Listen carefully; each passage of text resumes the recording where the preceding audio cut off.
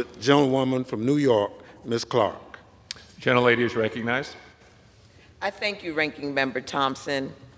Mr. Speaker, I rise in opposition to the GOP's extreme and punitive immigration legislation, H.R. 2, also known as the Child Deportation Act.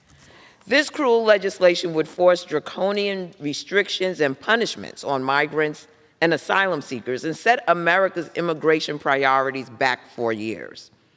At the cost of $6.1 billion, this bill would eliminate the right to asylum in America, a process millions upon millions have enjoyed over the generations. Vulnerable, desperate people and families have long depended on these laws for their safety and future. Moreover, it would affect the legal system of over 4 million people who would otherwise be granted parole or asylum. Instead of fostering immigration that strengthens our economy and empowers its growth, Republicans would rather throw our economy into a tailspin.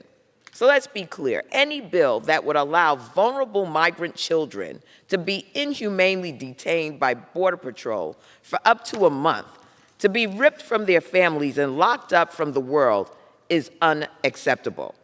And it is fundamentally un-American. Give me your tired, your poor, your huddled masses yearning to breathe free.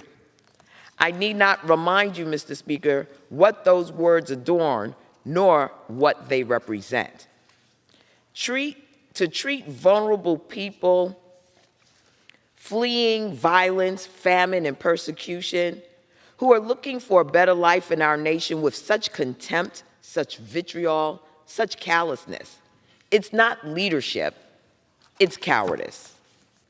Though I am the daughter of Jamaican immigrants and know the struggles and challenges immigrant communities confront every day, my unique perspective on this issue is not really it should be irrelevant.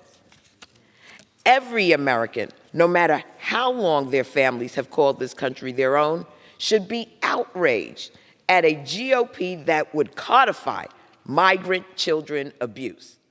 And make no mistake, regardless of H.R. 2's fate, America's immigration system is massively broken. The glaring inequities, blatant racism, vicious xenophobia, and civil rights violations immigrants face, particularly in immigrant communities of color, will persist beyond any one bill. As the federal government ends its use of Title 42 and Democrats work to increase investments in border safety and personnel, open more lawful pathways, and begin to address root causes of migration, it is beyond time for Congress to pass Gentlelady's time has expired. Yield the gentlelady an additional 30 seconds. Thank you.